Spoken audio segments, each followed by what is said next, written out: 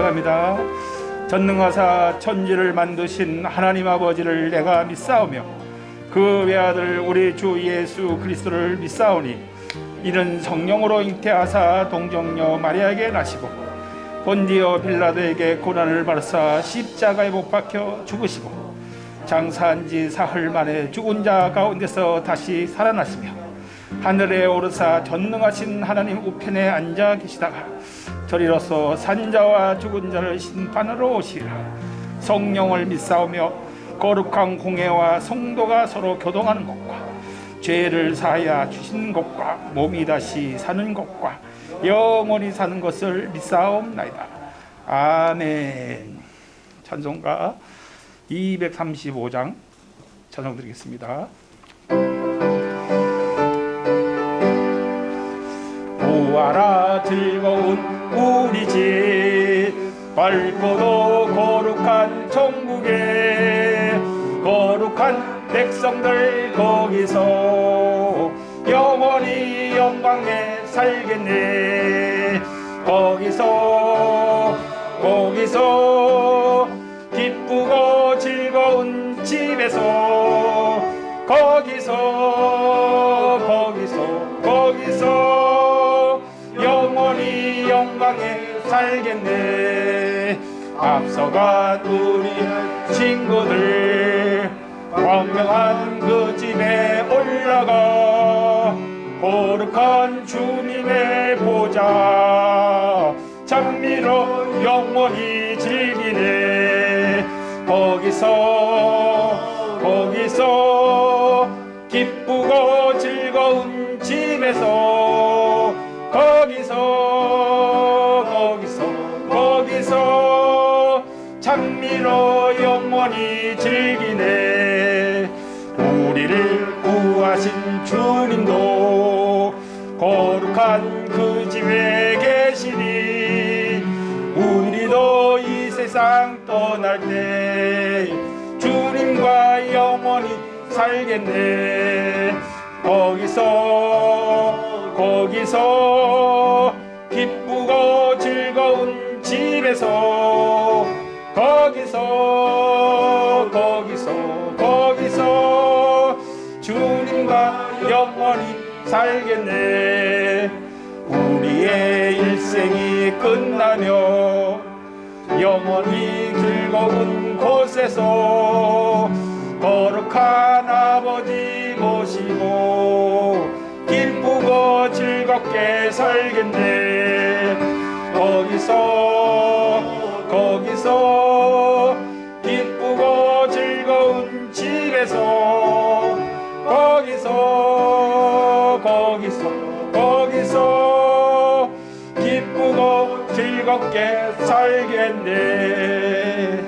우리를 위해서 주의혜 정지 집사님 기도 인도해 주시겠습니다. 여호와로 인하여 기뻐하는 것이 너희의 힘이니라. 하나님 감사합니다. 복음치유와 24 제자라는 언약 잡고 2020년을 출발하게 하시며 코로나19라는 여리고라는 절대적인 응답 속에 두려움 없이 매주 강단 말씀을 통해 인도하심을 감사와 영광을 올려드립니다.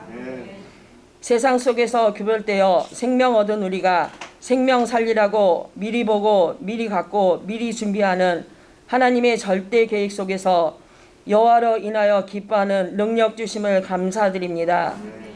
이 시간 합력하여 선을 이루시는 하나님께서 목사님을 통하여 주시는 말씀 놓치지 않게 하시며 우리는 아멘 아멘으로 화답하여 기쁨이 배가 돼서 가정으로 현장으로 그리스도의 대리자의 길을 가게 하옵소서. 드림교회 공동체가 하나님께서 이미 주신 절대 비전 아무도 갈 수 없는 할 수 없는 비전으로 새롭게 출발합니다. 곳곳에 전문성과 믿음으로 정확하고 확고하게 쓰이도록 역사하여 주옵소서. 믿음의 주여 온전케 하시는 예수 그리스도 이름으로 감사하며 기도드립니다. 아멘. 예, 교회 소식입니다. 오늘은 예원교회 창립 33주년을 감사 예배로 드립니다. 감사의 예물을 드리시기를 바랍니다.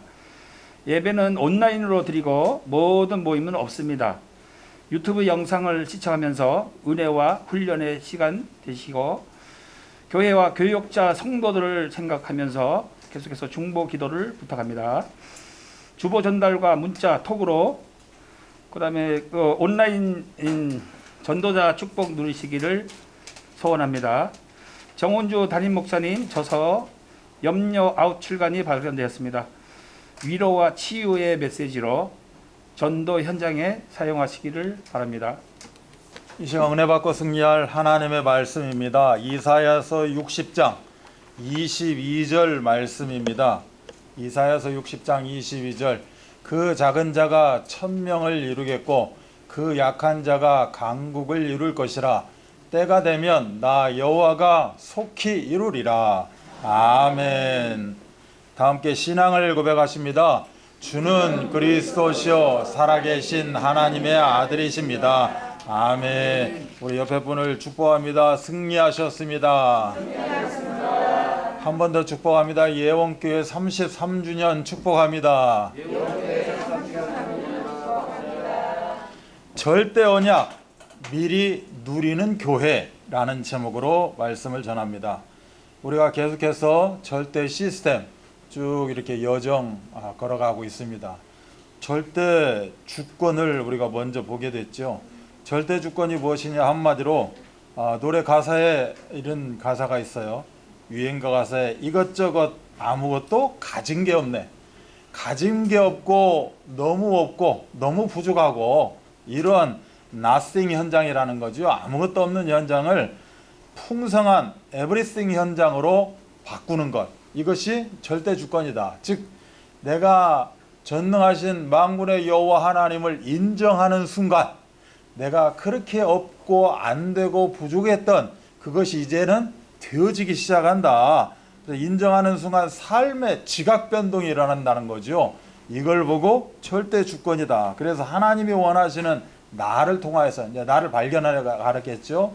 나를 통해서 하나님이 이렇게 나에게 주셨고 나에게 이런 현장을 하나님이 허락하셨구나. 이렇게 그 현장을 살려내는 응답을 우리가 미리 받는 것, 이걸로 보고 절대 주권 미리 보기라고 했었습니다. 그렇다면 이렇게 무엇으로 그러면 어떻게 살릴 것인가? 하나님이 우리에게 주셨다는 거죠. 하나님께서 주신 것을 붙잡고 소유해야 된다. 주신 것을 우리가 말씀 속에서 말씀을 주셨기 때문에 말씀 속에서 주님을 우리가 인정하게 되는 것이고 그 말씀 속에서 내가 주님을 인정하는 순간에 눈이 열린다는 겁니다. 영안이 열린다는 거죠. 육안이 밝았고 영안이 어두워져 있었는데 이제는 거꾸로 육안은 닫혀지게 되고 영안이 열리게 된다는 거죠. 그 영안을 열어서 우리가 바라보게 된다. 이걸 보고 비전이다 라고 이렇게 이야기하는 겁니다. 그래서 비전을 보고 이제는 이제 기도 속으로 들어가는 거죠. 실질적으로 내가 가진 건 없습니다. 내가 예수 믿고 구원받았다고 바로 나에게 뭐가 주어졌습니까? 그렇지 않아요. 삶은 똑같아요. 그러나 영안이 열려짐으로 말미암아 이제는 깨닫게 된다는 거죠. 이제는 알게 된다는 겁니다. 하나님이 나를 이렇게 쓰시려고 하는구나. 하나님이 나에게 이런 것을 보게 하시는구나. 이걸 보고 비전이라고 합니다. 아직 이루어지지는 않았어요. 그러나 하나님은 분명히 이루실 거라는 거죠. 무엇을 통해서? 이제는 강단을 통해서 말씀, 이제 내가 꼭 이루실 언약을 주신다는 겁니다. 그래서 그 이루실 언약을 붙잡고 그 다음에 강단을 통해서 그것을 내가 실체로 확인하는 겁니다. 그래서 누리는 거예요.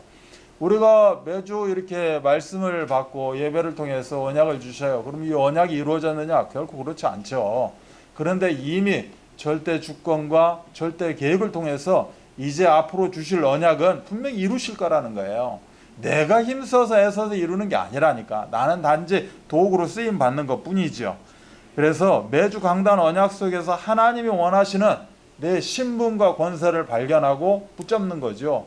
나의 배경은 이런 것이구나. 하나님이 나에게 천국 열쇠를 주셨다는데 그렇구나. 나의 배경은 이런 것이구나. 이것을 계속 되어지는 말씀 속에서 점점 확고해지고 깨달아지고 누려지게 되어 있다. 이걸 보고 어떻게 보면 우리가 절대 언약이다 이렇게 이야기를 합니다. 그래서 지금 서론적으로 절대 언약 미리 누림에 대해서 이야기를 하고 있는데 절대 언약 미리 누림은 한 단어로 드림을 이야기합니다. 꿈이라는 거죠. 하나님이 나에게 꿈을 주셨다. 내 꿈을 발견했다는 거예요. 앞으로 나는 이런 걸 가지고 살아가야 되는구나 라고 하는 꿈을 발견하게 됐다는 거죠. 그런데 어떻게 보면 시간적인 어떤 흐름도 필요하고 기다림도 필요해요. 그러다 보니까 우리가 포기하게 된다는 거죠. 하나님이 나에게 주셨는데 꿈을 어떻게 포기합니까? 하나님이 나에게 꿈을 주셨는데 나에게 이런 것들이 어려운 상황이 있다고 꿈을 내버려 버립니까? 그렇지 않죠. 그거는 내가 가진 꿈이지. 하나님이 진짜 말씀을 통하여서 꿈을 주셨다면 매주 언약을 통해서 그 꿈이 확증되어지고 그 꿈이 맞다는 것을 깨닫게 하시겠죠. 그런데 삶은 그렇지 않다라는 거예요. 지금 내 여건, 내 육신은 그렇지 않다는 거예요. 그렇지만 이걸 가지고 포기하지 않고 기다림에, 너희들은 기다려라는 거예요. 하나님의 나라가 언제 임합니까? 기다리라는 거죠.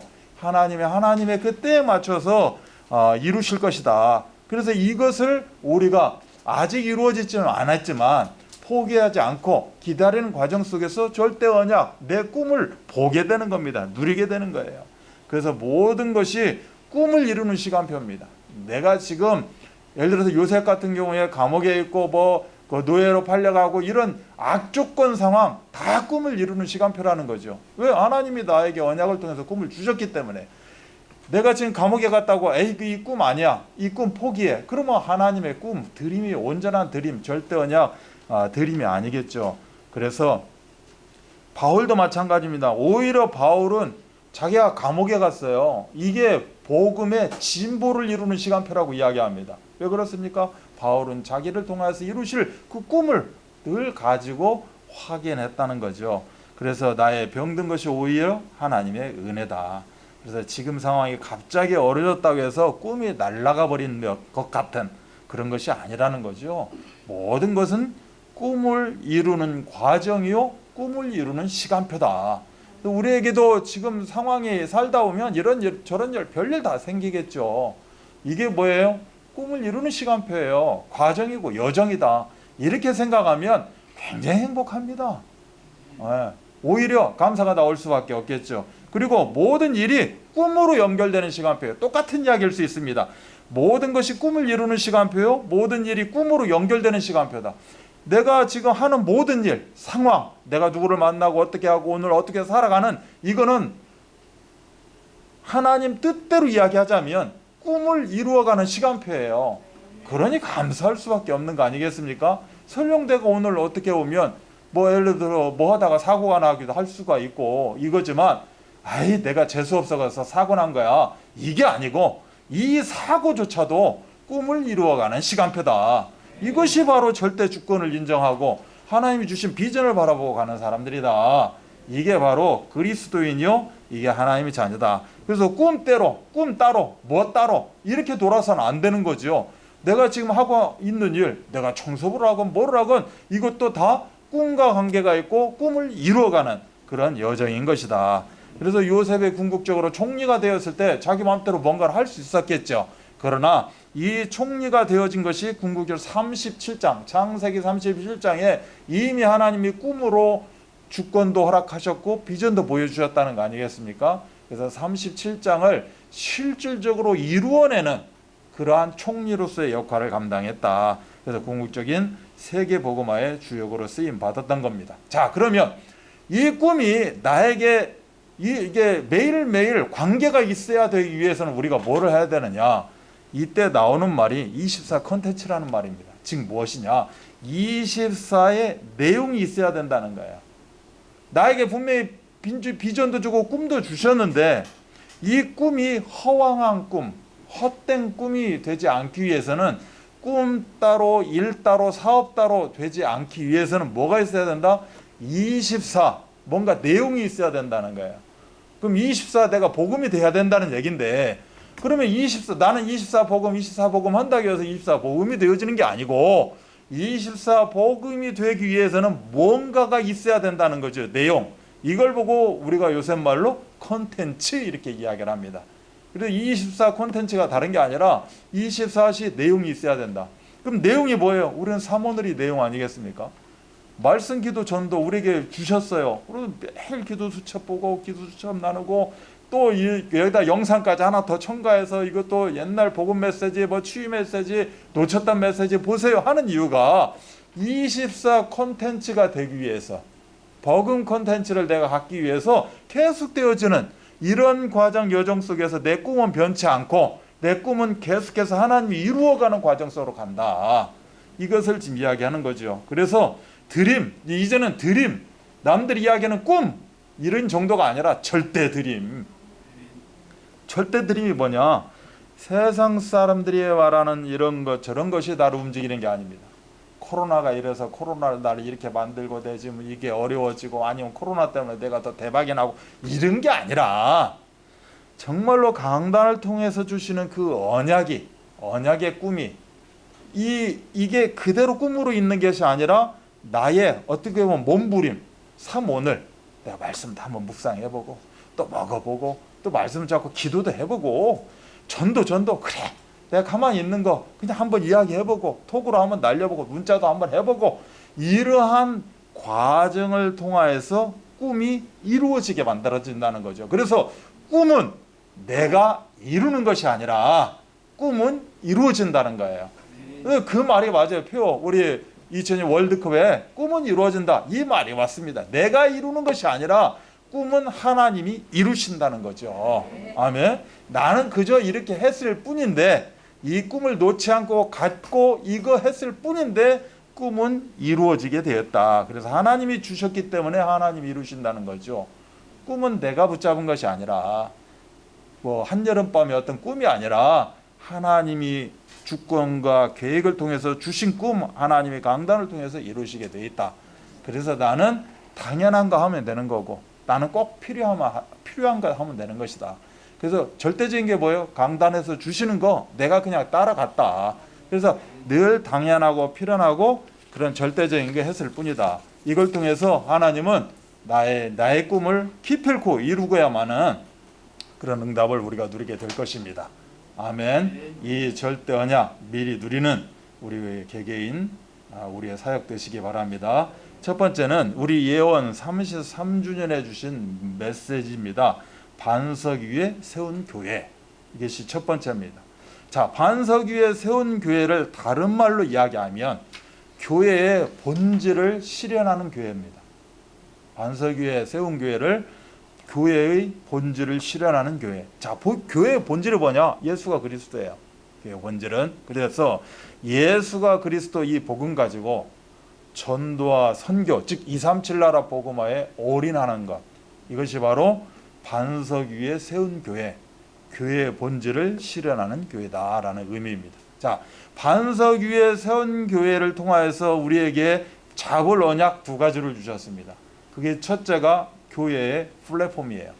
두 번째는 237 플랫폼입니다. 플랫폼이 뭐예요? 모여지는 거예요.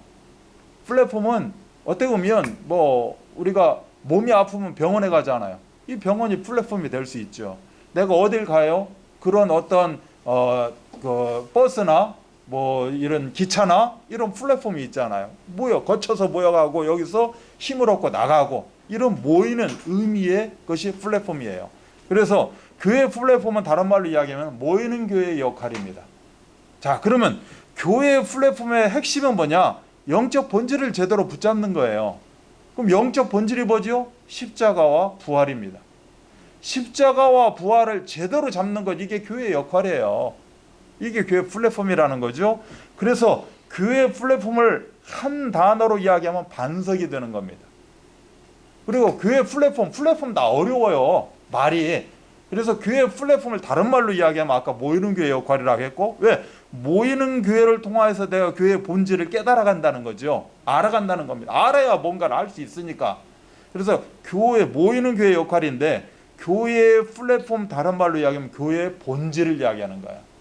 교회의 본질이 뭐냐? 이걸 깨닫게 해주는 게 반석교회 세운 교회, 예언교회 33년의 역사라고 앞으로 이어질 330년 계속해서 이어지는 그 중심이 뭐냐? 교회의 본질이 뭐냐? 교회의 플랫폼이 뭐냐? 바로 반석이다. 이런 의미가 되겠죠. 그럼 반석은 뭐예요? 예수가 그리스도예요. 아멘. 예수 그리스도가 바로 반석이에요. 그래서 예수 그리스도 모든 문제 해결, 이것이 복음의 콘텐츠가 되는 것이고 교회의 플랫폼이 되는 거예요. 딱 한마디로 교회의 플랫폼 뭐냐? 교회의 본질인데 교회의 본질은 뭐냐? 반석이다. 이 반석이라는 것을 우리가 어떻게 깨달을 수 있느냐? 모이는 교회를 통해서 깨달은다는 거예요. 지금 모이지가 못하다 보니까 그 바깥에서 파라 현장에서 그냥 그 온라인으로만 접하다 보니까 어떻게 보면 좀 희미해져 가고 있다는 거죠. 그래서 우리만이라도 이렇게 모여서 함께 하면서 뭘 깨닫자? 교회의 본질을 깨닫자는 거예요. 교회의 본질은 뭐냐? 반석이다. 요 단어만 탁 집어넣으면 어떻게 보면 다른 말은 필요가 없을 수가 있어요. 요 단어를 가지고 내 말로 먼저 만들어낼 수 있다는 거죠. 반석이구나. 그래서 교회의 본질은 한마디로 복음 콘텐츠, 즉 반석이라는 예수가 그리스도라는 이걸 가지고 지역의 237 나라 이 장애인 현장을 복음 현장으로 바꾸는 거, 이것이 교회의 본질이다. 그래서 잊지 말아야 될 것, 반석이다. 근데 세상은 그렇게 보지 않는다. 세상 사람들이 날 누르가라 하느냐? 여러 가지 이렇게 사회운동, 신비운동, 박애주의, 뭐 종교율법, 근본적으로 지금 이 코로나를 해결해 줄 메시아로 보고 있다. 교회 그 예수라면 이 정도는 해야 되지 않겠느냐, 이렇게 보고 있다. 이걸 교회의 본질로 알고 있다. 그러나 오해요, 착각이다. 교회의 본질은 예수가 그리스도인 사실이다. 그래서 흑암 가득한 현장을 살려내는 역할, 이것이 교회의 본질이다. 그래서 놓치지 말아야 할 단어 반석이다. 두 번째는 237 플랫폼이었어요. 이거는 교회의 사명을 이야기하는 겁니다. 우리가 교회의 본질을 깨달았다면, 반석이 무엇인지를 우리가 제대로 깨달았다면, 이제는 붙잡았다면 교회의 사명이 무엇이냐, 이걸 알아야겠죠. 교회의 사명은 다른 게 아닙니까? 세계복음화입니다. 그래서 교회의 본질 반석, 교회의 사명 세계복음화예요. 이게 두 본문의 맥락이 되는 거죠. 그래서 세계복음화를 이루기 위해서 우리 하나님이 주신 게 있어요. 권세를 주셨다는 겁니다. 흑암이 끼지를 못해요. 흑암이 우리를 건들지 못한다는 거예요. 아멘? 우리가 힘들어요? 흑암 때문에 그래요? 결코 흑암이 우리를 건들지 못한다니까요. 그래서 반석을 깨닫고 붙잡아야 돼요. 반석을 깨닫고 붙잡는 순간에, 아, 그렇구나, 하나님이 나에게 이렇게 놀라운 권세를 주셨구나. 그래서 교회 플랫폼은 신분을 이야기하는 겁니다. 237 플랫폼 뭘 이야기해요? 권세를 이야기하는 거예요. 나에게 이 권세를 왜 줬어요? 세계복음화라고 주셨다는 거죠. 그래서 이 교회에 주신 놀라운 영적 권세를 깨닫는 걸 보고 237 플랫폼이라고 그러고 교회의 사명이라고 그래요. 아멘. 나에게 힘이 있으면 뭐예요? 힘을 사용해야 되잖아요. 그게 237 나라 장애인 복음화 현장입니다. 지금 코로나니까 만나지 말아라, 코로나니까 어쩌라, 이거죠. 이럴 때 더 만나야 되는 것이고 더 누려야 되는 거죠. 복음을 어떻게 만나요? 직접적으로 못 만나니까 여러 가지 방법을 생각하는 거죠. 이게 오늘 20절 말씀이에요. 너 가서 나 이야기하지 마. 이 말은 역발상의 시간표라고 합니다. 역발상이에요. 거꾸로 생각하면 뭐예요? 더 이야기하라는 의미예요. 아멘? 여기 문 안에 보지 마. 그러면 인간에게는 어떻게 돼요? 더 보고 싶어요. 그래서 구멍 뚫습니다. 침에다 묻혀갖고. 그래서 눈 하나를 쳐다보는 거예요. 봤더니 뭐예요? 별거 아니었거든. 근데 보지 말라고 하니까 어떻게 돼? 더 보는 거예요. 역발상. 이걸 보고 이제 우리는 역발상이라고 합니다. 하지 말라는 거 더 하는 식으로. 그래서 실질적으로 온 천하에 다니고 만민에게 복음을 땅끝까지 증거하는, 이것이 뭐다? 237 플랫폼이다. 이것이 교회의 사명이다. 우리 각자가 교회라고 그랬어요. 우리 교회의 본질이 뭐예요? 나의 본질은 뭐다? 반석입니다. 그럼 나의 사명, 나를 왜 이 땅에 보내주셨어요? 생일잔치 해가면서 나의 사명, 세계복음화예요. 아멘. 그래서 하나님 나에게 이런 만남을 주셨고 우리 드림교회 함께 이 현장에 앉아 있잖아요. 세계복음화가 뭐예요? 237 나라 장애인 복음화죠. 그래서 반석 위에 세운 교회는 교회의 본질을 실현하는 교회다. 절대적으로 누려야 됩니다. 그래서 한 1분 1초라도 너무 아까운 거죠. 복잡하고 나는 싫어, 이게 아니라니까. 지금 우리는 교회 본질과 교회 사명, 나에 대한 것을 우리가 깨달았다면 정말로 1분 1초가 아깝다. 그래서 전시 생활 방식을 갖고 깨어있는 삶을 살아야 된다. 아멘. 그 전쟁 용어를 이야기하니까 좀 막 뭔가 이상한 것 같지만 실질적인 그 의미는 이런 의미가 되어진다. 그래서 항상 우리들에게 주신 33년의 비전은 무엇이냐? 예수님이 33년의 생애를 무엇을 갖고 살았느냐? 반석이요 세계복음화였다. 아멘. 그래서 이 응답을 온전히 누리시기 바랍니다. 자, 이걸 붙잡고 두 번째로 우리가 봐야 될 것은 드림교회입니다. 오늘의 주제는 꿈 아니겠어요? 그러면 우리 예언교회에게 주신 것이 응답이 반석 위에 세운 교회였다면 드림교회는 뭐냐? 바로 오늘 제목이에요. 절대 언약을 누리는 교회가 드림교회입니다. 복 있는 사람은 하나님이 주신 꿈을 가지고 살아가는 사람을 보고 복 있는 사람이라고 하는 거예요. 우리가 복 받기를 원하잖아요.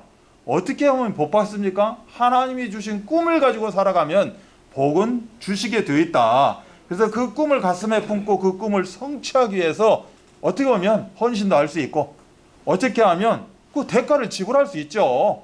그 꿈을 위해서 내가 대가를 지불하는 거 아니겠습니까? 그래서 꿈을 이루며 살아가는 사람이 가장 행복한 사람이다. 그래서 행복한 사람의 정의가 무엇이겠어요? 이미 다 우리는 정의를 가졌잖아요. 아, 꿈을 이루는 자가 가장 행복한 자다. 그것 때문에 내가 힘든 일도 마다하지 않고 할 수 있는 것이고, 그냥 그 좋은 일 이런 그 올바른 바른 길로만 가려고 하면 그게 행복이 이루어지겠어요? 어쩔 때는 자갈 길도 있고, 어떨 때는 정말로 못 박힌 길도 있을 것이고, 거기를 내가 갈 수 있는 그게 바로 행복한 사람이다. 우리가 전에도 이게 선교 메시지 할 때 예를 든 이 선교사가 있어요. 엘리엇 선교사라고 있습니다. 참 엘리트였어요. 미국에서 굉장한 엘리트입니다. 엘리엇 선교사라고. 그리고 그 친구 5명이서 아마존이라는 정글에 그런 선교로 갑니다. 참 무모하죠. 그 명석한 두뇌를 가진 그 5명들이 아주 인류 대학을 나오고 초엘리트인 이 사람들이 아마존 정글에 간다니까, 선교하러. 그러니 옆에서 보고 있는 사람들은 세상에서 어떻게 보겠습니까? 아니, 저런 무모하고 저런 시간 낭비고 지금까지 그렇게 열심히 공부하고 들여온 이 정성이 여기다 썼느냐, 이렇게 얼마나 무모하겠습니까? 그런데 거기 가서 바로 죽어요. 뭐 해보지도 못하고 바로 죽습니다. 5명이. 부인 엘리자벳 엘리어라는 사람이 있습니다. 이렇게 무모하다, 물적 낭비다 막 이렇게 이야기하는 사람들에게 이 부인은 이렇게 이야기합니다. 낭비라니요, 우리가 가진 비전이 목숨을 바칠 만한 비전이 아니었단 말입니까? 비전을 가지고 살아가고 있고 비전을 가지고 이야기를 하고 있는데, 이 비전이 목숨하고 비전을 바꿀 정도 이거밖에 안 되느냐? 목숨이 무서워서 비전을 포기하느냐? 그렇지 않다는 거죠. 내 남편은 어렸을 때부터 이 순간을 위해서 준비해 왔고, 또 어떤 사람은 꿈을 품고 죽습니다. 그러나 내 남편은 꿈을 위해서 죽었다. 이것이 바로 절대 언약을 미리 누리는 그런 우리 신앙인이고 교회가 된다는 거죠. 그래서 이 부인도 바로 간호사 자격증을 따고 5년 동안 그곳에 가서 조용히 나타내지 않고, 내가 누구라는 신분을 나타내지 않고 그들을 위해서 헌신하고 봉사합니다. 왜? 모든 사람은 아프게 되어 있으니까 그들에게 내가 그 기술을 배운 걸 가지고 봉사하고 헌신하고 5년 후에 돌아오면서, 당신은 도대체 이렇게 우리를 위해서 어떻게 이렇게 헌신할 수 있느냐, 그 부족들이 이야기를 했을 때 그때 밝힙니다.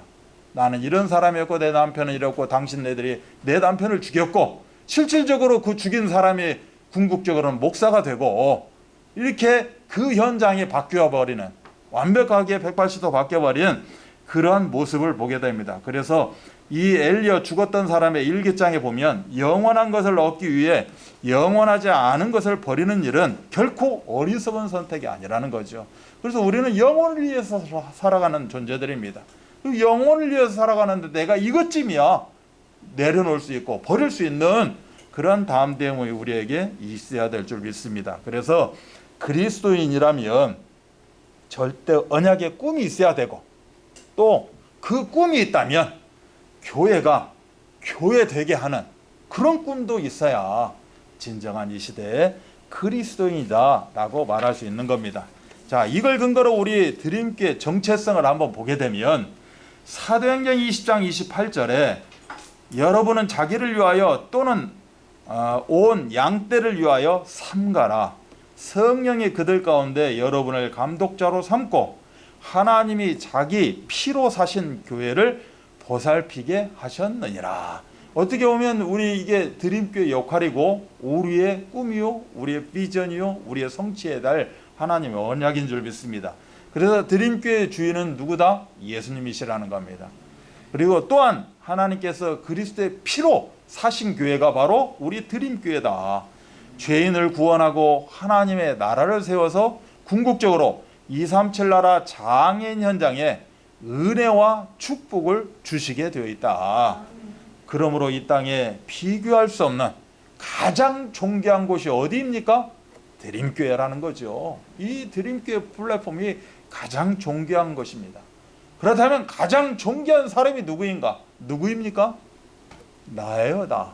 자, 오른손 가슴에 대고 내가 이 세상에 어떠한 것도 비교할 수 없는 가장 존귀한 사람이다. 그래서 우리 이 드림교회, 정말 절대 언약을 미리 누리는 교회에 어떤 의미로 한 5가지만 짧게 우리가 보게 되면, 첫 번째는 예수 그리스도만을 구주로 믿고 섬기는 언약 공동체. 이거를 쉽게 한마디로 이야기하면 사도행전 1장 1절입니다. 오직 그리스도만 누리는 교회, 이것이 바로 절대 언약을 누리는 우리 드림교회가 되어진다. 지금 세대를 21세기엔 WCC 종교다원주의 뭐 좋은 게 좋은 거 아니냐 이렇게들 생각하고 있다는 거죠, 세상은. 그러나 이렇게 범신론적인 사상이 들끓고 있는 이 시대에, 예수 말고도 구원이 있다라고 하는 이 시대에 예수가 그리스도, 오직 그리스도만이 우리는 가져야 되고 누려야 되고 성취시켜야 된다. 이것을 붙잡는 교회가 바로 우리 드림교회라는 겁니다. 나 당대로 끝나는 것이 아니라 이제는 후대에 전달되어지는, 아멘. 그래서 렘넌트 언약을 붙잡고 가는 교회, 이것이 바로 드림교회인 줄 믿습니다. 두 번째는 천국 소망이 넘치는 교회입니다. 바로 사도행전 1장 3절을 이야기하죠. 오직 하나님의 나라만 누리는 교회. 히브리 11장 13절로 14절은 이 사람들은 다 믿음을 따라 죽었으며 약속을 받지 못하였으되 그것들을 멀리서 보고 환영하며 또 땅에서는 외국인과 나그네임을 증언하였으니 그들이 이같이 말하는 것은 자기들이 본향 찾는 자임을 나타내미라. 어차피 우리는 나그네 인생을 살아간다는 거죠. 이 세상에서 나그네 인생을 살아가는데 뭘 그렇게 쥐려고 하고 가지려고 하고 그렇게 노력을 하면서 살아가느냐. 어차피 우리는 이 땅의 외국인이라는 겁니다. 왜요? 우리는 본향이 따로 있다는 거죠. 그 천국을 소망하면서 살아가는 하나님의 나라를 이루는 그런 삶이 우리의 삶이다. 그래서 우리 자신을 한번 점검해 봤으면 좋겠습니다. 우리가 얼마나 천국을 소망하며 살고 있는가. 내가 진정 천국을 소망하며 살고 있다면 이 세상의 것에 얽매이지 않습니다. 확실하게 그 나라를 바라보기 때문에 주신 사명에 생명 걸고 헌신하면서 살아갈 수밖에 없다는 거죠. 근데 천국 소망이 좀 이렇게 희미해요. 반대로 어떻다는 겁니다. 세상 것에 내가 그렇게 얽매여 있다는 거예요. 그러나 천국 소망이 없으면 땅의 것에 집착하게 되고 미련을 갖게 되죠. 그래서 썩어지고 오염되어져 예수를 믿어도 그리스도인답게 살아가지 못한다는 겁니다. 어디 가면 내가 또 비교 대상이 되고 세상 사람과 비교 대상이 돼서 또 그 머리 숙일 수밖에 없고, 예를 들어 육신적으로 머리를 숙인다 해도 영적으로는 머리 숙여서는 안 되겠죠. 하나님이 이루실 것을 우리가 바라보면서 살아가야 되지 않겠습니까? 리빙스턴이라는 사람이 있습니다. 선교사입니다. 스코틀랜드 즉 영국의 선교사인데, 이 사람이 왜 유명하냐? 그 아프리카, 아무도 가보지 못한 그 아프리카를 횡단한 사람이 이 리빙스턴이에요. 그래서 선교사이면서 대탐험가가 되는 거죠. 그래서 오히려 이 선교하기 위해서 사실은 횡단한 건데, 이 사람이 길을 터줌으로 말미암아 유럽에서 아프리카를 자기의 그 속국으로 만드는, 어떻게 보면 그런 길의 역할을 했다 해서 또 이렇게 반대적인 걸로 바라보기도 하는 사람입니다. 이 사람이 1873년 3월 19일 날 이제 마지막 일기를 쓰게 되죠. 그리고 어떤 자세로 죽느냐, 기도하는 모습으로 이게 천국에 입성했다, 이런 말이 있습니다. 이 일기장의 마지막에 오늘은 나의 생일입니다. 나의 예수여, 나의 왕이여, 나의 생명이여, 나의 모든 것이여, 오늘을 기하여 나를 다시 바칩니다. 자비하신 하나님 나를 받아주소서. 하나님께서는 독생자를 나에게 주셨는데 이 못난 것 아무것도 아니지만 몽땅 바치오니 받아주시옵소서. 아멘. 마지막 일기장에 이 글을 남기고 이제 갔다라고 이야기를 하고 있죠. 바로 천국 소망을 이야기하고 있지 않겠습니까? 이제는 나를 온전히 바치겠다는 겁니다. 나를 받아주옵소서. 그래서 예수님도 요한복음 14장 3절에 내가 다시 와서 너희를 내게로 영접하여 나 있는 곳에 너희도 있게 하겠다. 바로 천국을 이야기하고 있는 겁니다. 그래서 온전한 천국 소망을 갖고 우리의 발걸음이 절대 여정 되시기 바랍니다. 세 번째는 성령으로 충만한 교회입니다. 바로 사도행전 1장 8절 오직 성령 충만만 누린 교회가 되어져야 된다라는 거죠. 이 사탄은 사람으로 하여금 어떻게 보면 교회의 머리가 되게 합니다. 교회의 머리는 누굽니까? 베드로가 아니고 교회의 머리는 누굽니까? 예수님이에요. 하나님이셔요. 그런데 교회의 머리를 사람으로 바꿔놓습니다. 예를 들어서 우리 예원교회 머리가 누구예요? 정은조 목사님이 우리의 머리로 그냥 오로지 그냥 그렇게 될 수가 있다는 거예요. 그래서 어떤 사람, 헌신하는 사람, 뭐 예를 들어 돈 많이 헌금하는 사람, 아니면 뭐 하는 사람, 이 사람이 교회의 머리가 되어줄 수가 있다라는 거죠. 간혹 많습니다. 우리 드림교회 와서도 뭐 네가 주인이냐? 꼭 주인인 양 행사하고 똑같은데 뭐 이렇게 되어주는 경우가 참 허다하다. 먼저 온 사람이 주인인 양 이렇게 행사를 하기도 하고. 그래서 천주교는 뭐예요? 교황의 머리예요. 그러다 보니까 그러한 모습들이 나타나기도 하죠. 그러다 보니까 인본주의 율법주의가 나타나기도 하죠. 그래서 예수님이 뭐라고 말씀하십니까? 마태복음 16장 23절에 경계의 말씀을 주셔요. 사탄아 내 주로 물러가라. 너는 나를 넘어지게 하는 자로다. 네가 하나님의 일을 생각하지 아니하고 도리어 사람의 일을 생각한다라고 이야기합니다. 이렇게 사람이 주인이 되어지게 되면 예수님이 바로 지금 선포하고 계십니다. 우리가 성령 충만하지 못하면 이렇게 인정에 이끌려갈 수밖에 없다. 그래서 사람을 교회의 머리로 세우고 끌려갈 수밖에 없다.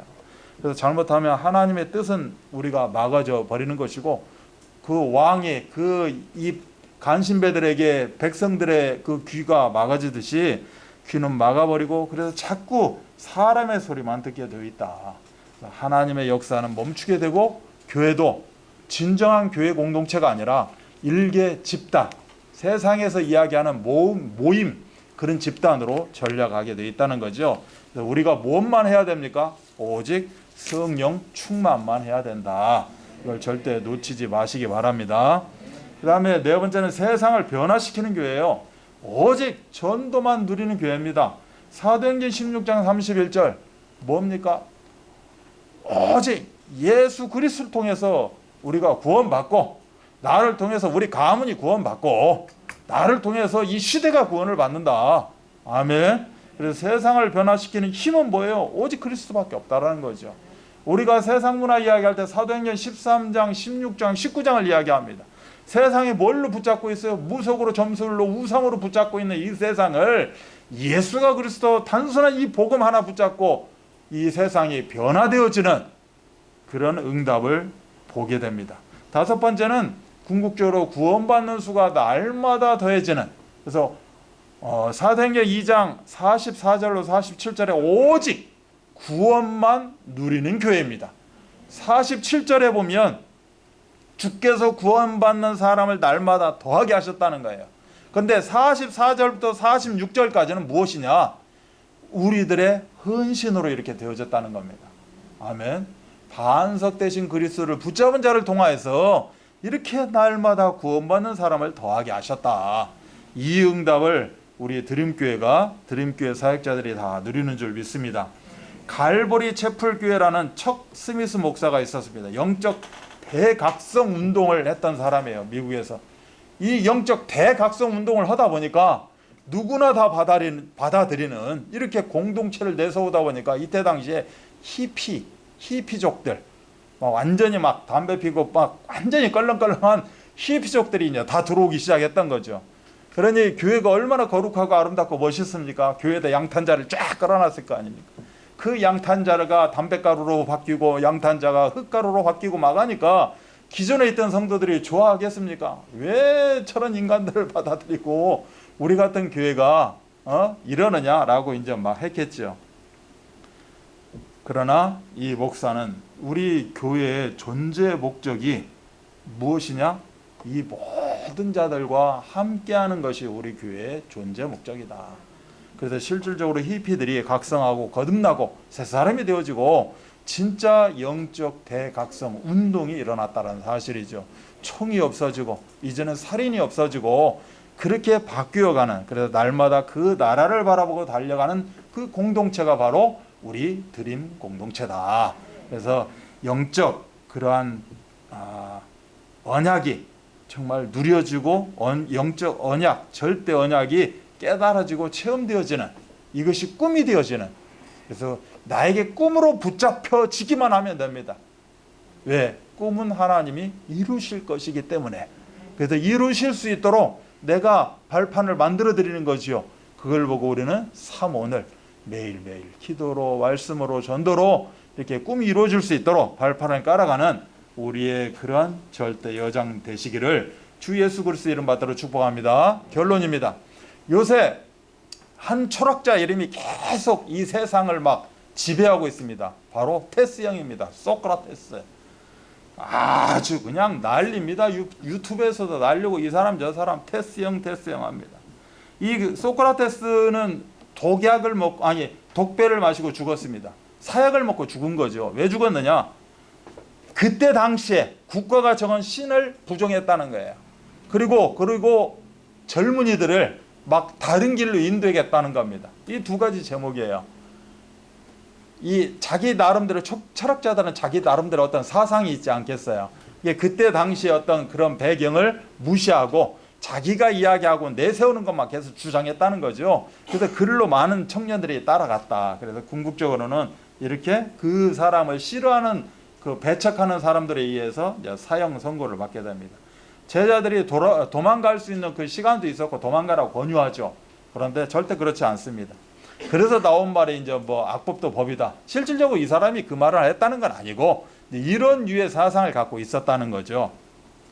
그래서 제자들이 보는 앞에서 태연의 독약을 마신 사람입니다. 소크라테스 하면 딱 한마디가 떠오릅니다. 너 자신을 알라라는 내용이에요. 너 자신 그저 나약할 수밖에 없는 존재다. 인간이라는 게 뭐 별게 있냐. 그냥 툭 치면 넘어가지고 다치고 이렇게 어떻게 보면 나약한 존재다. 그런데 그렇게 교만하고 위선을 따라가면서 그렇게 살아야만 되느냐. 너 자신 한번 잘 봐라. 이런 의미예요. 말하자면 약간의 어떻게 보면 부정적인 의미가 될 수 있습니다. 긍정적인 우리가 이야기하는 정체성을 이야기하는 게 아니라 제대로 깨달아 알고 살아라. 너 너무 그렇게 나대면서 살면 안 된다. 착각에 빠져있지 말라. 그래서 겸허하게 살아야 된다. 이런 반성을 이야기하는 그런 내용입니다. 이거를 근거로 나우나라는 가사가 테스형 가사를 만들었어요. 딱 한마디 보면 너 자신을 알라며 툭 내뱉고 간 말을 내가 어찌 알겠소 모르겠소 테스형입니다. 너 자신을 알라 툭 한마디 내뱉고 간 말인데 이 말이 그렇게 유명한 말인데 근데 나는 못 깨닫겠다는 거죠. 잘 모르겠다. 이런 가사예요. 당연히 몰라야 맞습니다. 나는 모릅니다라고 툭 내뱉는 가사 형태지만 이 말이 맞는 얘기예요. 세상 사람들은 내 자신을 알 수가 없습니다. 누구만이 알아요? 하나님만이 알아요. 천지를 창조하신 그분만이 아는 겁니다. 아멘. 그래서 그분에 의해서 우리도 알아가는 거죠. 이게 오직 답답하면 이 가사가 나왔을까? 이 가사의 내용은 사실 맞는 말이고 그 창조주 하나님을 만나야만이 너 자신을 알라. 이 말을 우리가 사실은 깨달을 수 있다. 이 내용이 되는 거죠. 이 복음적으로 해석을 하게 되면. 그리고 요한복음 1장 3절에 만물이 그로 말미암아 지은 바 되었다. 그래서 그분이 아니고는 우리가 알 수가 없다라는 거죠. 에베소 2장 10절도 우리는 그가 만드신 바라는 겁니다. 목적이 있겠죠. 에베소 1장 5절도 예수 그리스도로 말미암아 자기의 아들들이 되게 하셨어요. 그래서 하나님 아니고는 그분의 시각으로 보지 않고는 너 자신을 알 수가 없다라는 거죠. 그래서 이걸 복음적인 정체성으로 보면 복음을 만난 우리의 정체성은 너 자신을 알 수가 있는 거죠. 지금 저한테 우리 모두에게 너 자신을 알라 그러면 뭐라고 대화할 수 있겠어요? 나는 구원받은 하나님의 자녀야. 나에게는 7가지 축복이 있고 6가지 권세가 있는 자야. 아멘? 당당히 이야기할 수 있겠죠. 그리고 어떻게 보면 이 가사에 대한 답은 우리가 이야기해 줄 수 있습니다. 우리는 근데 이 가사가 지금 요새 굉장한 음원의 차트를 기록하고 있습니다. 음부의 권세가 이기지 못하는 반석 같은 존재가 누구입니까? 나입니다. 이 응답을 누리시기 바랍니다. 이 두 번째 문제가 우리가 좀 붙잡아야 될 게 뭐냐면 먼저 가본 저 세상 어떤가요? 테스 형. 가보니까 천국은 있던가요? 테스 형. 이제 너 자신을 알라 이야기해놓고 테스 형이 이제 죽었습니다. 죽었는데 그 테스 형에게 물어보는 거예요. 가봤더니 천국은 있던가요? 소크라테스의 평소 생각은 이랬다고 합니다. 죽음은 육체로부터 영혼이 분리되는 것을 의미한다 라고 이제 평소에 이렇게 생각하고 있었다는 거죠. 그래서 진리를 추구하는 참된 철학자라면 육체로부터 마땅히 해방되려 할 것이라고 주장했어요. 정말 진리를 이야기하는 철학자라면 이 땅에 이렇게 막 연연하면서 오래 살아야 되는 이렇게 생각하지 않았다는 거죠. 육체를 떠나서 영혼이 분리되는 이쪽을 사모해야 진정한 철학자다. 그래서 이 소크라테스는 죽음에 대해서 2가지 가능성에 대해서 이야기를 합니다. 첫 번째는 죽음이 완전히 무로 돌아가는 것. 이제 완전히 우리는 이제 없어지는 것. 또 한 가지는 죽음이 이 세상에서 저 세상으로 가는 여행길과 같은 것. 이게 이 2가지 전제하에 자기의 철학적인 논리를 이제 펴나갔다 뭐 이런 의미가 되는 겁니다. 누가복음 16장 31절은 이르되 모세와 선지자들에게 듣지 아니하면 비록 죽은 자 가운데서 살아나는 자가 있을지라도 권함을 받지 아니하리라 하였다 하시니라 라고 되어 있어요. 천국 열쇠를 가진 자 아니면 여기에 대한 답을 줄 수가 없다. 천국 열쇠 아니면 천국에 들어갈 수 없다. 테스 형이 천국에서 이 모습을 볼 수가 있었을 수 있었겠죠. 이게 고민을 합니다. 내가 철학을 펼쳤고 후에 오는 후대들이 정말로 지옥에 오지 말아야 되는데 이게 누가복음 16장의 부자가 하는 애원입니다. 그렇다면 내가 가서 알려주겠다. 소크라테스가 이 세상에 와서 천국이 있다라고 알려주겠다라고 주장을 해도 하나님은 받아들이지 않는다는 거죠. 아브라함은 받아들이지 않아요. 테스 형 천국이 있습니까? 라고 물어봤을 때 실질적으로 이 대답을 알려줄 수 있는 사람들은 누구다? 나다. 천국 열쇠를 가진 우리밖에 알려줄 사람이 없다. 그래서 누가복음 16장도 그렇게 이야기를 합니다. 거기에 있는 전도자를 통해서 네 가족이 구원을 받아야 된다. 아멘. 그러니 우리 역할은 엄청난 것이겠죠. 이 2가지 질문을 가지고 우리가 좀 답하면서 살아가는 신분과 권세를 가진 자로, 그래서 이 사실을 모르는 자들에게 이 의미를 전달하는 그렇게 절대 언약 누리는 교회, 우리 그리스도의 절대 제자 다 되시기를 주 예수 그리스도 이름 받들어 축복합니다. 기도합니다. 하나님 감사합니다. 저희들에게 33년의 예원교회의 여정을 주셨습니다. 여기에 우리의 드림교회 함께합니다. 19년 동안 하나님이 이렇게 인도하십니다. 아버지 하나님, 우리가 절대 언약을 미리 누리는 그러한 성령 충만한 현장을 변화시키는 그런 교회의 중요한 교회 모델이 되어줄 수 있도록 역사하여 주옵소서. 감사를 드리며 예수 그리스도 이름 받들어 기도하옵나이다. 아멘.